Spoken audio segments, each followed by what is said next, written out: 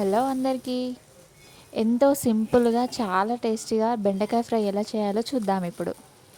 దీనికోసం బెండకాయని ఎప్పుడు కోసే విధంగా కాకుండా ఇలా వీడియోలో చూపించినట్టుగా కట్ చేసుకొని పెట్టుకోవాలి. ఇలా కట్ చేసుకోవడం వల్ల బెండకాయలో జిగురు ఎక్కువగా రాదు, కర్రీ టేస్ట్ కూడా చాలా బాగుంటుంది.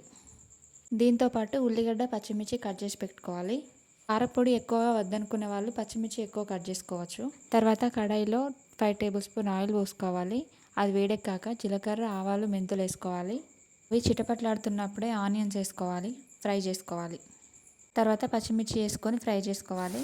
అందులోనే సరిపడా అల్లం వెల్లుల్లి పేస్ట్ వేసుకొని పూర్తిగా వేగనివ్వాలి. ఆనియన్స్ బ్రౌన్ కలర్ వచ్చే వరకు వేయించాలి వీటిని. ఇలా వేగాక మనం ఇందాక కట్ చేసి పెట్టుకున్న బెండకాయలు కూడా ఇందులో వేసి ఫ్రై చేసుకోవాలి. మీలో ఎంతమందికి తెలుసు కూరగాయలు కట్ చేసుకునే విధానాన్ని బట్టి కూర టేస్ట్ చేంజ్ అవుద్దని? బెండకాయల్ని ఇలా కట్ చేసుకోవడం వల్ల ఎక్కువ జిగురు రాదు, తొందరగా ఫ్రై అవుతుంది, టేస్ట్ కూడా చాలా బాగుంటుంది. వీటిని ఇలా మధ్య మధ్యలో కలుపుతూ ఫ్రై చేసుకోవాలి. తర్వాత ఇందులో మనకు రుచికి సరిపడా ఉప్పు, కారం, పసుపు, ధనియాల పొడి వేసుకొని బాగా కలుపుకోవాలి. ఈ బెండకాయ ఫ్రైలో మనకు నచ్చితే కనుక వేయించిన పల్లీలు కానీ కాజు కానీ వేసుకోవచ్చు.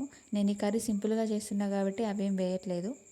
వీటన్నిటిని వేసి కలుపుకున్నాక కాసేపు అలా ఫ్రై చేసి పక్కన పెట్టుకోవాలి. పూర్తిగా ఉడికాక చివరిగా కొత్తిమీర వేసుకొని దించుకోవాలి. అంతే. బ్యాచిలర్స్ కూడా ఈజీగా చేసుకునేలాగా సింపుల్గా ఉంటుంది, ప్లస్ టేస్ట్ కూడా చాలా బాగుంటుంది.